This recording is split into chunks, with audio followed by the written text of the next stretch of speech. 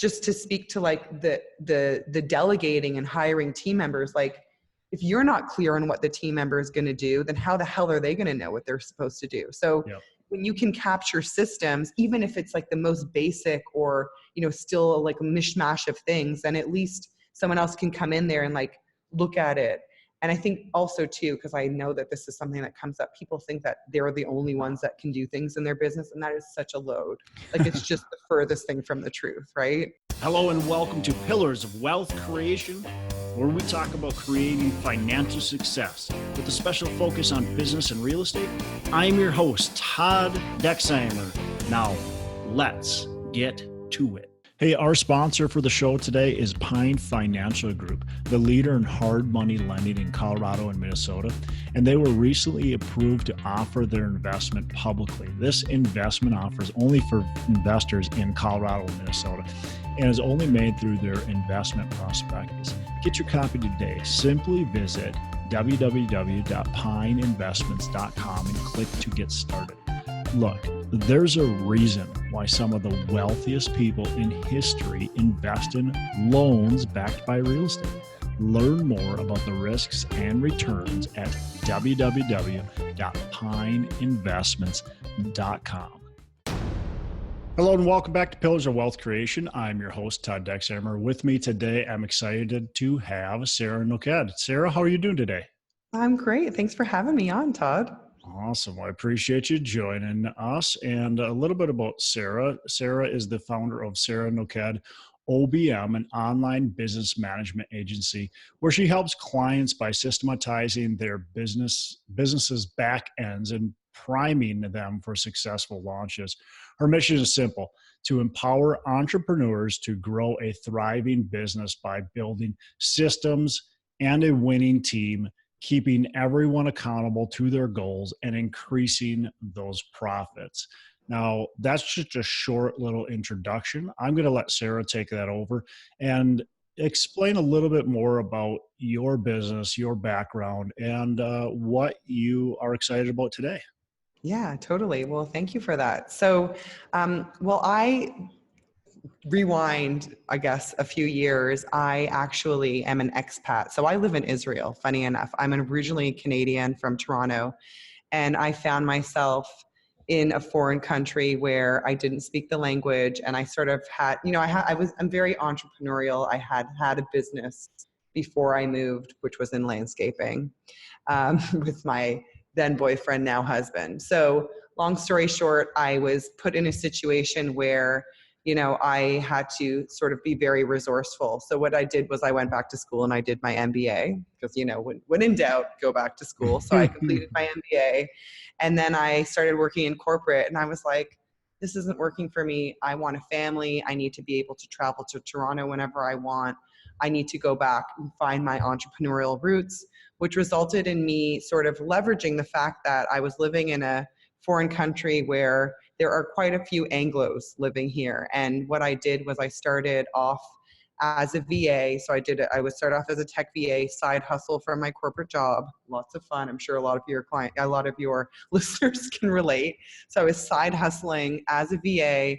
As I started to grow, I quickly realized that I was really what I like to call the OBM in disguise. So I was pretty much doing a lot of strategy with my clients. I was helping them grow their team, helping them scale their business with systems, all that good stuff. And then I sort of discovered, the certified OBM, and I became a certified OBM, and I basically scaled to a multi-six-figure agency. And now I'm sort of gone and I've taken it one step further, and I've started coaching and mentoring and training certified OBMs. I'm one of 3 worldwide, and it's a real honor. And it's been a crazy journey. And I think I'm most excited about just the sort of opportunities that will come in September when I put my 1-year-old son into daycare. Truth be told, I'm a mom of 3, and I really have to balance a lot of things in my life. So, Yeah. Well, with some young kids, it right. can be all under the age of 6, 3 under the age of fix. Okay. Very, very challenging for sure. So talk to us a little bit about your business. What kind of what's your specialty? What do you do? What are obviously in the introduction, I kind of explained a little bit of what you do, but let's dig in a little bit Yeah, more. Like, what are totally. you actually doing to help people? What are maybe the main Yeah. areas of focus? So one of the things that I find that is kind of comes naturally to me is the hiring piece. Mhm. So one of the main services I offer clients in our agency is helping them delegate and outsource to virtual support providers. I find that people are often very freaked out about offshore work or outsourcing, or even like not knowing really what to delegate or how to create systems or whatever. And usually my clients are very visionary, or they're really good at what they do, and they don't really have a knack for project management or systems management or team management. So as an online business manager, first and foremost, I am responsible for managing the team. I'm responsible for making sure that our systems are up to date, right? Like, and that the business is running on systems and not on the people that are doing the system. So it's really for me about sustainability and scalability for our clients. And that really starts with kind of helping them to see that, the solopreneur mindset, or the solopreneur plus one mindset, is like, it's great. I mean, it's really, it's great when you can do everything in your business. And sometimes we're like pat ourselves on the back because we're like, I can do everything. And like, I've been there. I was a solopreneur for many years, but the truth is that you're not going to really be able to take a holiday. You're not going to really have a life if you continue in that, with that mindset. So it's mostly systems and team growth, and then of course managing the day to day for our clients. And usually our clients are, in this sort of 20,000 plus in revenue. And I would say that to about 1 million in yearly revenue is the sweet spot. After that, it's kind of like, well, maybe we need to look at hiring employees, or maybe we need to look at other things. So it really depends on the particular business. I imagine with real estate investment, it's kind of like there's a lot of big dollars being pushed, right? Big transactions, big investment. So obviously we take that into consideration, in our practices. So when you're talking with clients, people that are looking at how do they make their business more efficient and potentially hiring people, how do you go through that process? How do you decide? I think a lot of entrepreneurs struggle with when do I hire Mm-hmm. because everybody wants to make sure that their business stays afloat, right? You want to make Right. sure you're not spending money where money doesn't need to be spent, but yet you want to expand and grow the business. And it's kind of that, okay, do I hire today or do I wait till the income is, a little bit more and then hire? So how do you kind of navigate that ground of, okay, well, when is really the right time to hire? And how do I know it's a good decision to do? Right. Yeah. So I mean, it's on a case by case, but I think the what's worked for me with my clients is that, you have to, if you are a solopreneur, for those of you listening, if you are a solopreneur, you should hire now, right? Like there's no kind of like, well, cash flow or whatever. The truth is that you don't need to hire a full or part-time or whatever employee. You can hire a virtual assistant for 5 hours a week, at maybe 30 or $40 an hour, or even less, right? If depending on where you are hiring and what you're looking for.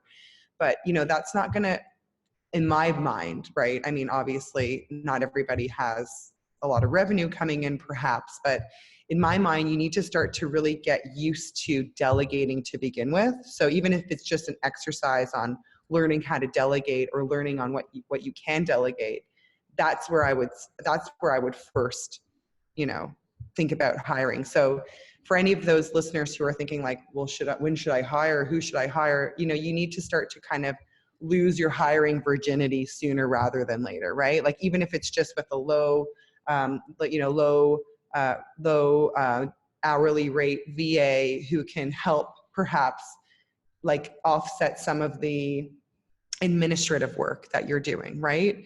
So the other thing I say to clients, and sort of my signature, as I would call it, my signature method would be, one of the things I first and foremost do with our clients is I have them track their time for 2 weeks. And yes, it's a pain in the ass. Nobody likes to do it. But the truth is that when you track your time, you become a little bit more anal about being productive, but you also really get clear on sort of some of the low hanging fruit that you can delegate, right? Like what are the things that I'm doing that I really do not need to be doing in my business? And then you look at, okay, well, I spend 3 hours of my week, doing administrative work, like even if it is even like data population. I mean, there's some really mundane, things that we do in our business. So those jobs that maybe take 4 or 5 hours a week or a month, if you can bring on somebody to take that over, like either you've got these 5 hours to, focus on the revenue parts of your business. So maybe you're having 5 more hours of sales calls.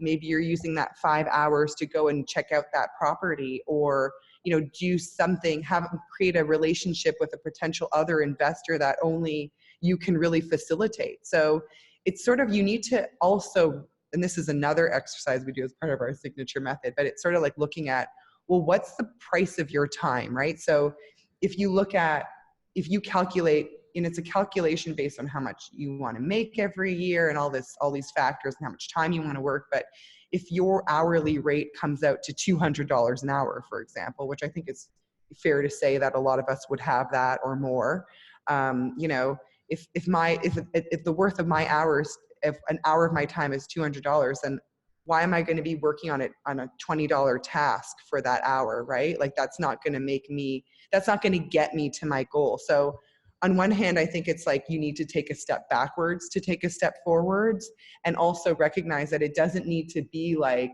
a whole end all be all, I'm hiring a full-time employee. Like it can be really bite-sized pieces. And then I'd add an additional point to say that you really want to look like, so part of our signature method is hiring proactively. Like you want to hire the person that you want on your team in a year from now, right? Like a lot of the times, like as you had mentioned, Todd, well, what if I wait until I have that extra revenue?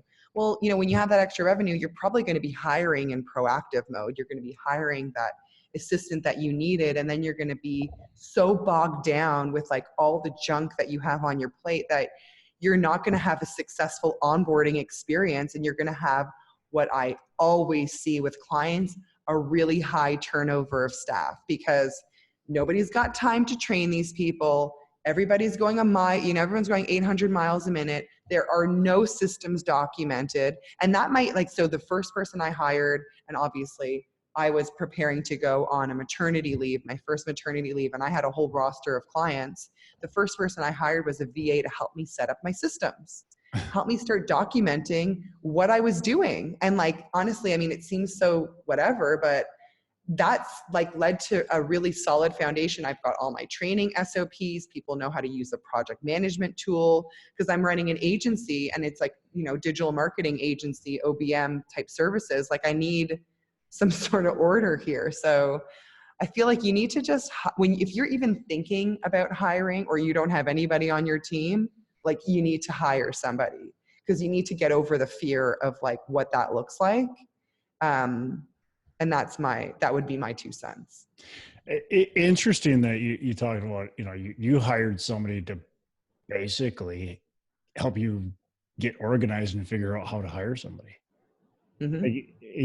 You hired somebody to help you with your systems. That's right. And help you figure out what you were doing and put that all together, which I think is actually pretty brilliant when you think about it. I mean, we're so busy sometimes that we don't even know, right. I know I need some help. I just don't know, yeah. what I can give away. I am pregnant thinking like, oh my God, like I have all these clients on my roster. I better get it. I better kick it into high gear and start to get these systems together.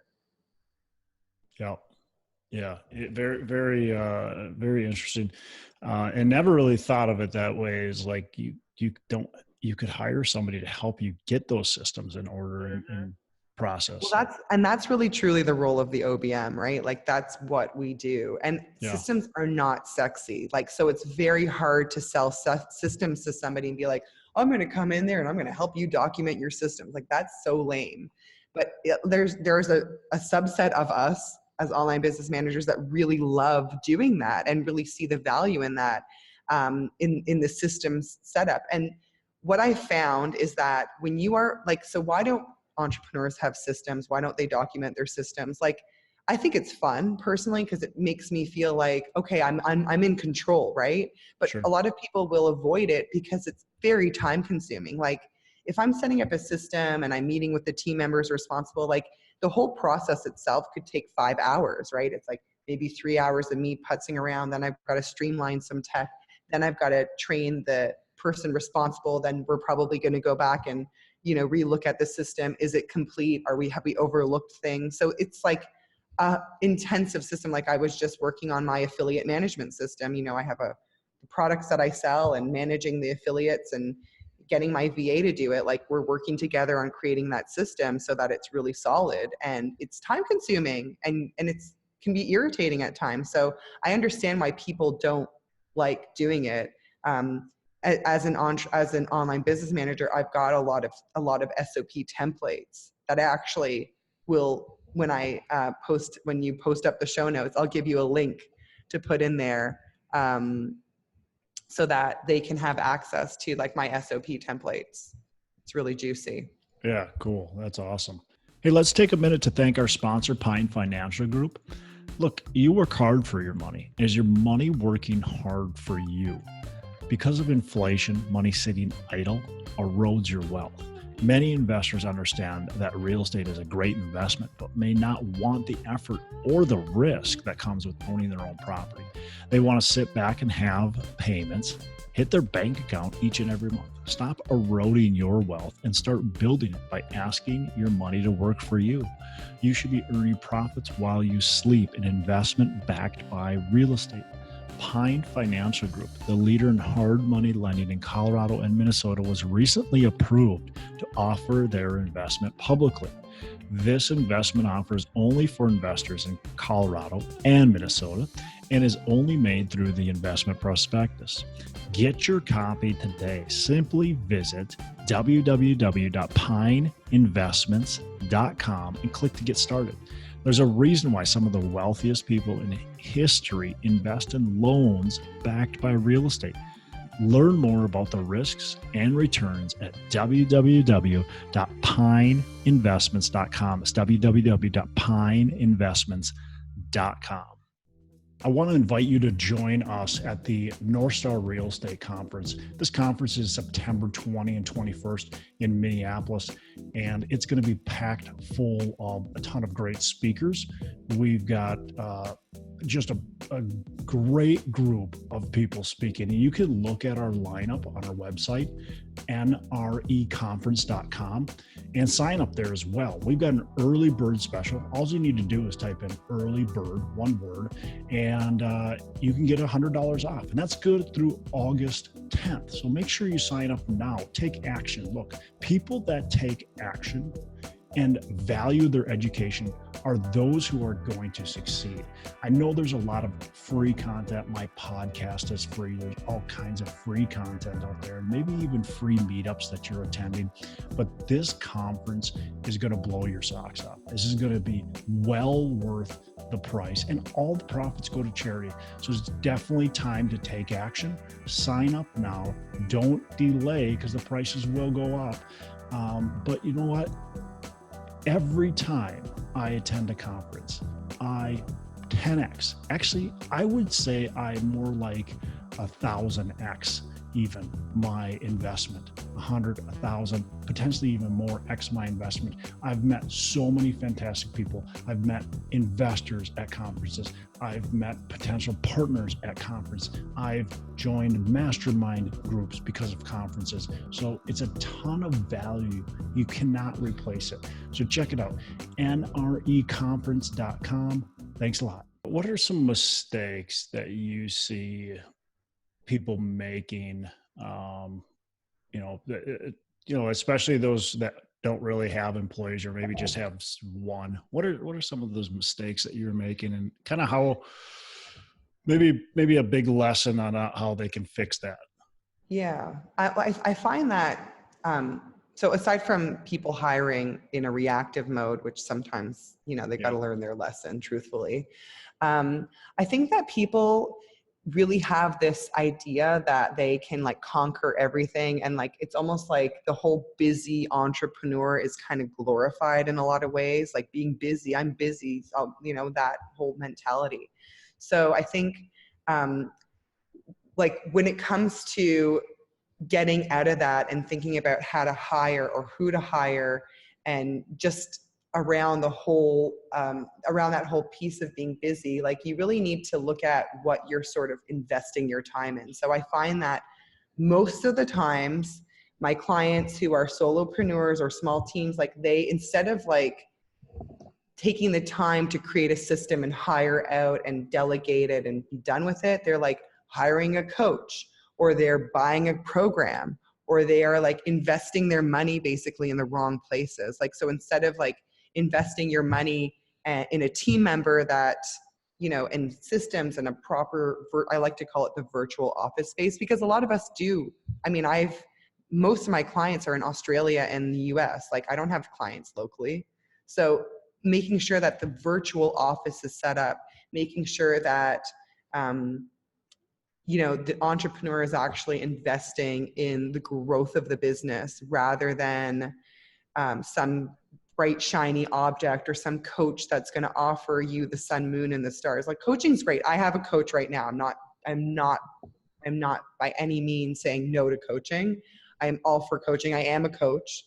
So, but I think that when it comes to solopreneurs or small businesses, like you really need to invest in the structure and foundation of the team and what you're doing, and really spend the time to understand what you're good at in your business. And that's likely the closest. So, when in doubt, look at the revenue generating activities in your business. That's usually where the entrepreneur needs to be. So sales calls, schmoozing clients, stuff like that, not like administrative stuff. So I just find that people, they are just like as like life is, Todd, people don't know how to spend their money on the right things. I think it's the same in business. They're not necessarily investing for the future. They're just like, they want to buy a program that's going to be a quick fix, or they want to buy a coach that's going to tell them what to do, even though they really know what they need to do. They need to sit down and they need to, create some sustainability for themselves so that they can take a holiday, so that they can, spend the afternoon with their kids once a week or whatever. Yeah, no, I mean, very powerful stuff right there, because I agree. I mean, a lot of us go, well, I'm going to hire a business coach, or I'm going to hire whatever, a coach to do this. And like you said, I mean, you have a coach, I have a coach. They're very valuable. I do some coaching as well.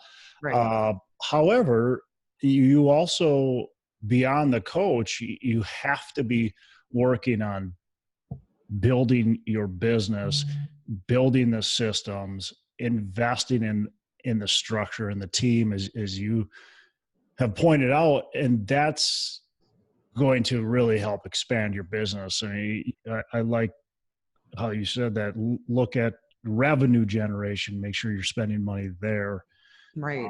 One of the and one of the things that rings so true, and I've been thinking about this just recently, because it feels like since like the 4th of July, I had taken a few days off to spend with my family, and I feel like I've gotten zero done since then. It's just been busy work. And how you said it, being busy is glorified, you know, Yes. so be productive, don't be busy. And that's so true. It's so easy to think, well, I'm busy, so I'm getting things done. Well, but Right. are you really Yeah. So, building? Todd, it's so funny. And actually, my coach now, I mean, I always track my time, but I feel like I'm more diligent because I'm tracking my time and reporting it to her. So I sort of like, I'm Mm, like the good student. So I have to be yeah. like productive with my time. So I think when, we are entrepreneurs and we tend to be very type A and we tend to be very like almost have this addictive personality. I mean, like in a good way. Yeah. So I think like with things like time tracking or when you're focused on the right things, like tracking your time, it's so much more than that. It's about looking at being productive. So when Yeah. I'm tracking my time for my coach, I am so damn productive. I really analyze what I'm doing. Like, should I be doing this or? And Loom is a really great tool for those of you who are listening. So I will Loom a quick screencast for my team member so that, yeah, maybe it's going to take me 10 minutes the first time to do that, but then she's going to be able to do it and create a system around it. So I think it's also it like makes you almost double check, like, do I really need to be doing this? Like, or can I actually take 5 seconds and then have it on someone else's plate, right? So I'm trying to get a grasp of how I would bring somebody in to help me systematize my business. I've got some systems in place, but today I had a phone call with a person I'm going to be speaking at one of his events, and we went through a 5-step process basically that I use in order to. For me, I raise a lot of private capital for Yes. my apartment buildings, and the typical investor has about 50% conversion rate between the investors that say, yep, we're going to invest in the deal, and to where they actually truly do invest in the deal. And I've got about a 90+% conversion rate. So we were talking Wow. about the systems that I use, and I'm going, I do this and this and this and this and this and this. And I found that through that process, I'm going, I don't really have a structured system. I could not give that away to somebody else to do any of the process at this time. So how do you suggest people, go in about maybe doing that? How do you systematize your business so you can actually delegate it? I mean, we've talked Mm-hmm. some about that, but take Right. me through maybe some of the processes that you go through. Yeah, I can't totally. imagine like hiring somebody and doing that with them. Right.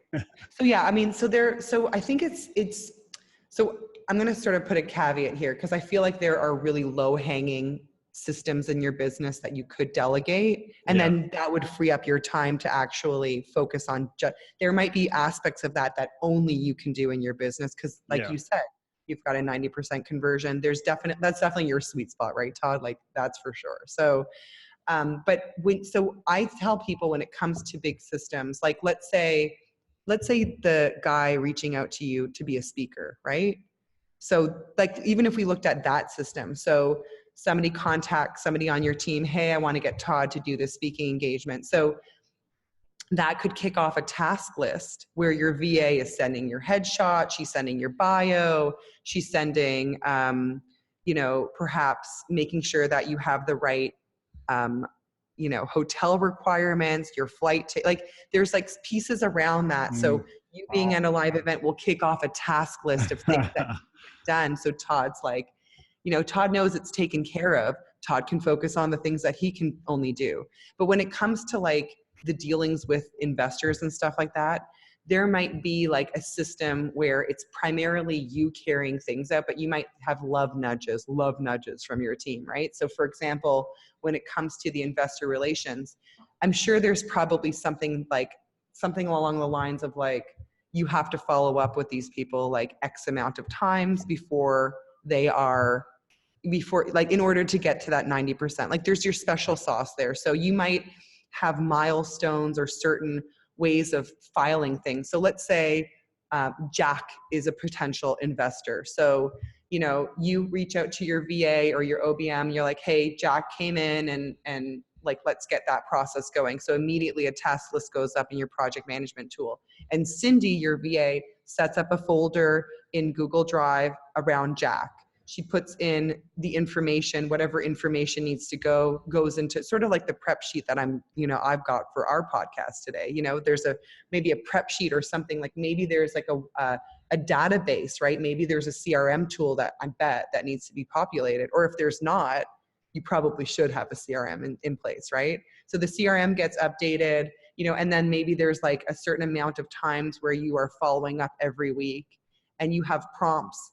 Either the VA is prompting you to do it and like, hey, you need to check in with, I can't remember what I called him, Jack. You need to check in with Jack, it's our third time, it's the third touch or the fourth touch or the fifth touch, so you might, and then like what that does is it allows you to go to sleep at night thinking, okay, did I check in with blah, blah, blah, blah, blah. Like, you just know things are taken care of. And when that happens, it opens up your life to being able to focus on like the things that actually push your business forward, like having more interactions with potentially more investors or having more of those speaking engagements, because that brings you more investors, So it's like, there are systems inherently in your business, like your business functions on systems. So it's more about looking at them, documenting them, and then streamlining. So looking at things like, well, what software can we use to automate this? Like what templates are you emailing to these people, or do we send a gift to Jack, like what do we do to butter him up, basically, right? Yep. I mean, that sounds terrible, but what are those things like that you do that can be streamlined and perhaps even exaggerated almost, right? Like, let's focus on what really works here and let's do more of that. For example, right? Obviously. So one of the things I would say to you, Todd, is like if it, like the whole process of engaging with Jack, is it like a 3-hour or 4-hour thing? Loom the whole damn thing. Loom the whole thing. And then, what you do is you hand it to your OBM if you have a VA that's proficient in systems, and be like, here's what I'm doing. Can you start to chunk out the pieces? And then let's look at it like from a bird's eye view and see how it breaks out. And then let's look at how we can streamline it. And then let's look at how we can optimize it, right? So it's like a whole process. And of course, it's a living, breathing thing, like it always, but like Todd, let's say you wanted to bring in an associate that was going to be doing the same thing you're doing with Jack, you would, so that's, and also too, like, just to speak to like the delegating and hiring team members, like, if you're not clear on what the team member is going to do, then how the hell are they going to know what they're supposed to do? So when you can capture systems, even if it's like the most basic or, still like a mishmash of things, then at least someone else can come in there and like look at it. And I think also too, because I know that this is something that comes up, people think that they're the only ones that can do things in their business. And that is such a load.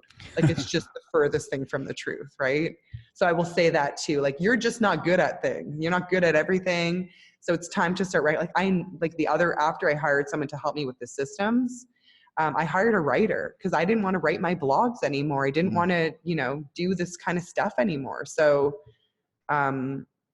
you have to be honest with yourself when it comes to hiring. Like, what do I suck at? What do I not like doing? What do I really not need to be doing anymore? And it's usually 90% of the things in your business. I think this is such an important topic to be talking about because it's easy to pass along and just kind of go, oh, we'll think about that later. I'm busy right now. I don't, and just keep on pushing it along. And then it maybe never even happens, or it happens way too long down the road where you really have revenue loss because of it. Like you said, it's not like the most fun thing to go through. It's not sexy. No, it's not. Yeah, it's not but sexy. Vacations are sexy. Time off is. Yeah. And it's funny, just through this little short conversation where, you are or Jack investor and Cindy, the VA, and all that. It's like, wow, that's kind of eye-opening how much really we can come up with that other people could actually be doing, even if I still, or anybody listening, still wanted to handle the main aspect. Maybe we want to make sure we've got that relationship still with Jack, that's fine. But there's a lot of other things that we can chunk out of there that other people can be doing or can be making sure gets done by us. There's just so much there. Same thing with the schedule, with the conferences and with other, meetings that you have. I mean, it's just amazing how much other people could really save you 5 minutes here, 10 minutes there. And all of a sudden, at the end of the day, you end up having several extra hours to be able to really work at expanding your business. Yeah. Or go to sleep without like checking off this, I do that, and having like literally tossing and turning, or like having like a notepad beside your bed where you're not actually writing ideas, you're like writing your to-do list, Yes. to like vomit it out so that you can go to sleep. And then I don't know, it's just, like I've been there, done that, like I'm not saying I'm perfect, even though I am an OBM, I'm by no means perfect, but I think for me, I've always been like very systematic, and I've always been a little bit like an organization freak, I guess. Yep. And I guess, I've found my calling for sure, but I feel like everybody should be like this, or everybody is like this, but I realize that they're not, and actually the most visionary creative entrepreneurs that I've worked with in my business are the furthest from being a project manager or a team manager. Like they want nothing to do with that. And as they should, because that's not what's going to make them money at the end of the day. Like, of course they need that buttoned up, but Yep. they're going to be focusing on where the money's at for sure. But they can hire that out. They can hire someone to help them with those systems, those processes, make sure that everything's set up and teed up for their business so they can be working on the vision. Oh yeah. Yeah. So what else would you like to leave our listeners with when it comes to this topic? Yeah. So I would say, like just some tools like Loom I had mentioned. Also using a project management tool like Teamwork PM is a great option for, simple project management stuff. So like starting to get the recurring tasks into a system, like how often do we need to do this? Like even simple things like backing up a website, making sure your plugins are updated, like just simple things like that. Like those need to happen. Updating the copyright yearly. Like I'm thinking of like my operations to do. Yeah.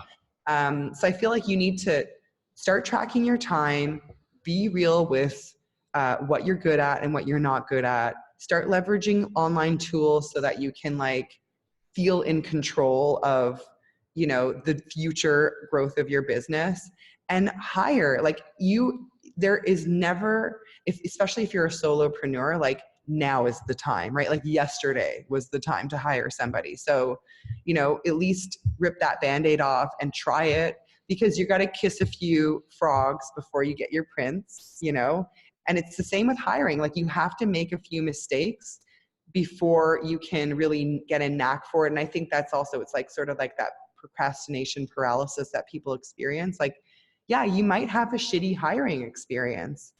You might have to try it a couple times. Like that's why I will put a plug in here that certified OBMs are the best. You can go to hireanobm.com and we have our whole database there. So, so you can always, so when in doubt, you could take on somebody like a certified OBM to help you set up the systems, to help you hire on the right team.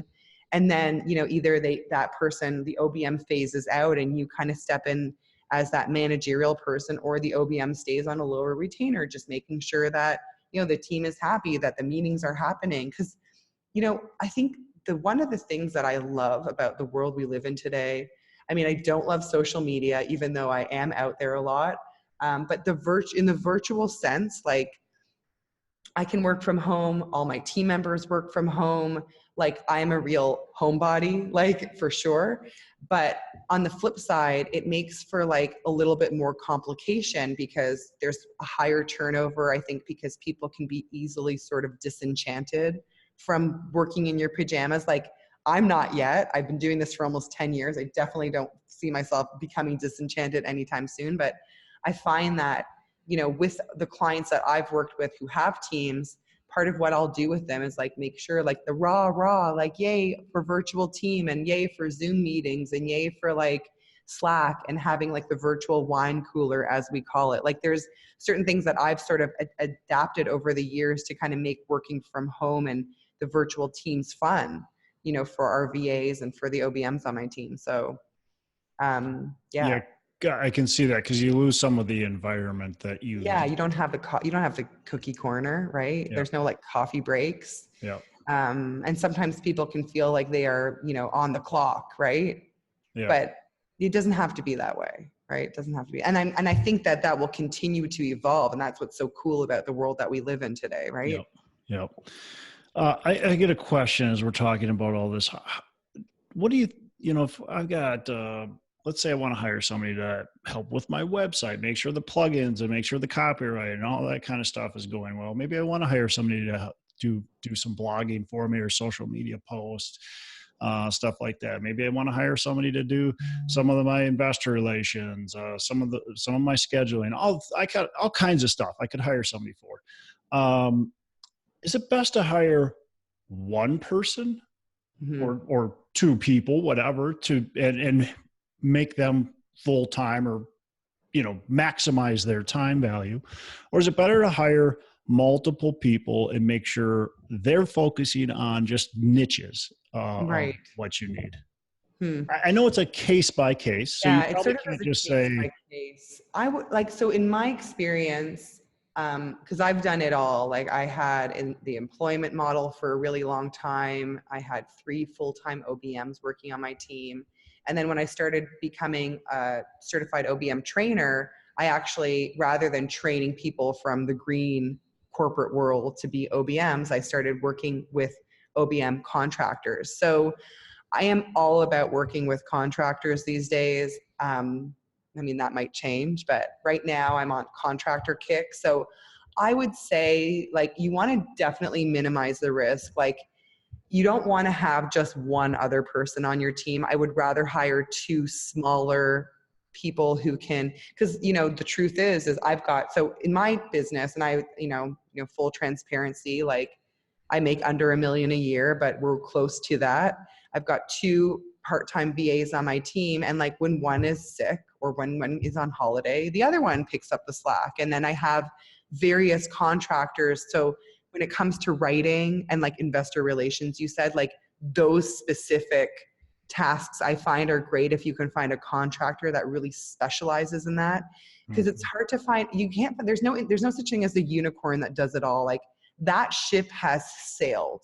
That ship sailed 10 years ago when online businesses and the world started getting more complicated and tech started becoming more complicated. So it's better to have like specialized people. So hire a writer for the blog, hire someone specifically for investor relations, have a couple smaller, maybe like quarter time VAs that are both working on email management, calendar, affiliate management, like investor relations, but like the low hanging ones, right? Like this, not the low hanging, but like maybe the initial contact, right? Like whatever the it is. emails or the, Yeah, like the first off kinds of like getting the ball rolling type part.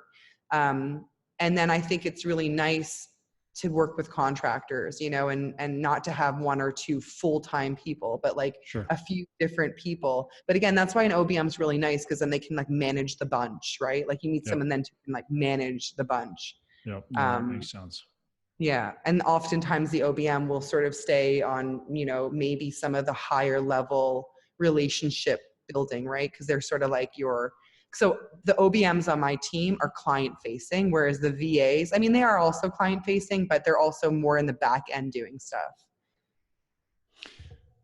Awesome. So I got 2 more questions before we wrap up. First one is, what's a favorite book? And I would love it if you had a book relating to kind of what we're talking about, but you can use any book. Clockwork, Michael Michalowicz, Clockwork, Yeah. solid book. Have you read it? I actually listened to it on Audible, and did it blow your mind? It was amazing, and I'm actually just starting it again for the second time. Maybe I listened to it maybe 6 months ago, and so now I'm listening to it another time. Yeah, it's good. That's good shit. I like that. I like his stuff. That's pretty much. I think what I would say with regard to systems and system building, definitely clockwork is an awesome one. Cool. Awesome. Last question. What are your 3 pillars of wealth creation? What are my 3 pillars of wealth creation? Well, systems, right? Mm-hmm. Team, and balanced family time, right? Like, so for me, I'm a mom first and foremost. So every decision that I make is like, is this, so that's why I got 3 productive hours of every day. That's what I realized from my time tracking. So I'm going to make those 3 hours good. And the rest of the time I basically am with my kids, because I'm trying to be the stay-at-home mom, but also the kick-ass entrepreneur. So it's, Yeah. I think I mastered it though. I've got it down pat, right? Perfect. Perfect. I love it. So I guess I got one more question. How can our listeners get in touch with you, learn more about what you do, and Yeah. potentially work with you? So they can head on over to sarahnoked.com/pillars. There you'll find the SOP template, like some of the templates that I've been talking about, and some other resources on that page. So, and of course, sarahnoked.com and anywhere on social media, but specifically /pillars and Sarah with an H. Perfect. All right. And I'll put that in the show notes so our listeners can get that and just click on the link. Thank you, Todd. Awesome. Well, Sarah, appreciate you joining us on the show, and you have a fantastic rest of the day. Same to you. Yeah, I appreciate Sarah Noked for joining us on the show and the value she was able to bring. A couple things I really took from this episode. First of all, she talks about hiring proactively, hire for someone in the future instead of, typically we're always kind of working backwards. She also talked about creating, systems, making sure the systems are set up and invest in the structure and the team. The last thing she talks about is being busy is glorified, but be productive. Don't be busy, and that's really important. There's a big difference between just being busy and actually being productive. So she talks about that. So again, tons of great insight that I've learned from this for basically setting up systems and hiring people, and how do we really make our business more effective and more efficient. So appreciate Sarah for joining us, and you take care. Have a great rest of the day. And hey, don't forget, make every day a Saturday. Hey, thanks for listening to the show. Couple things before we go. Again, go on to our Facebook page, Pillars of Wealth. We'd love to have you on there. Go on to iTunes, give us a rating and review, and subscribe to the show.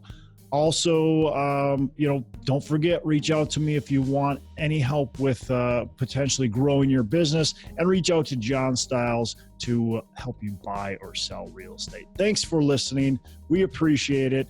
Have a fantastic the rest of the day. And as I say, make every day a Saturday.